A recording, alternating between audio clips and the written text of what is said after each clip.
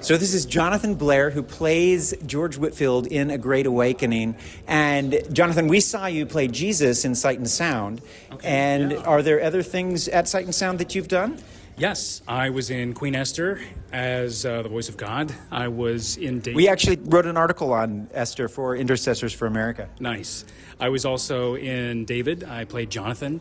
And I played Moses in Moses. Fantastic. Yeah. Fantastic. So what is your hope with this film? I mean, we know we're in a divided America. Somebody talked about that in the crowd. If there were to be a great awakening today, what could that look like? And what would your hopes of that be, especially in light of this film maybe being a part of that? Yeah.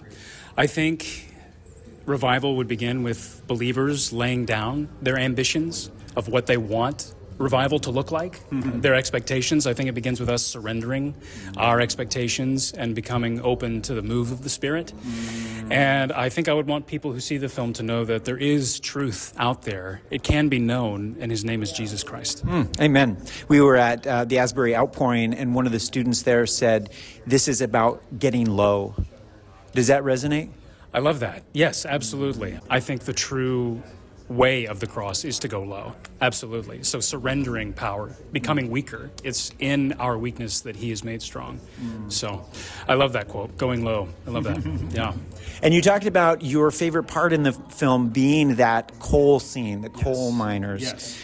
And what was your big takeaway personally with the rocks being thrown at you and then you rise up to speak? What did that do for you personally? Oh, I mean, it's just so moving. It's so profound because it's so counterintuitive. As humans, our instinct is to defend, it's to counterattack, but only a move of the Spirit could willingly take rocks to the face and still proclaim God's love to the enemies. So, yeah, that scene is the gospel in a nutshell to me. Amen. As soon as we wrapped the film, I knew that I'd been changed internally, and I knew that I couldn't articulate all the ways. Yeah. I think one of the tangible ways that it's affected me is that God really can move anytime, despite your circumstances. As long as you're willing, he's unlimited.